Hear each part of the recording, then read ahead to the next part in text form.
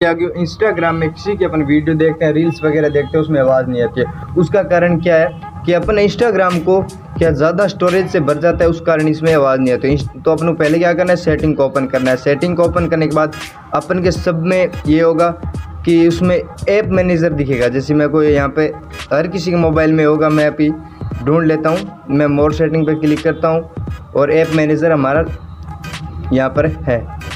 App manager को आपको ढूंढ लेना है। उसके बाद आगे क्या करना है, वीडियो बने आप पता चल जाए। आपको यहाँ से इंस्टाग्राम को देखना है। इधर इंस्टाग्राम, ये रहा इंस्टाग्राम को हमने देखा। उसके बाद अपन को दिखेगा स्टोरेज पे क्लिक करेंगे। आपके यहाँ क्या टोटल ऐप्स डाटा, तो अपन कैचअप करना है। कैचअप क्लियर कैच कर देंगे ना, उसके बाद अपना वो लैग करने वाला या उसमें आवाज़ नहीं कारण ये है कि इसमें अपना ये डाटा वगैरह भर जाता है, उस कारण आवाज़ नहीं आती है। सिर्फ कुछ इस तरह का ये वीडियो, तो आपको कुछ नहीं करना है, इतना सिस्टम करोगे अपना आराम से आवाज़ आने लगी। तो वीडियो अच्छा लगा तो कमेंट कर देना, वीडियो को लाइक कर देना है, चैनल कर देना है सब्सक्राइब। आगे मिलता हूँ नई वीडियो, तब तक के लिए जय हिंद, वंदे मातरम।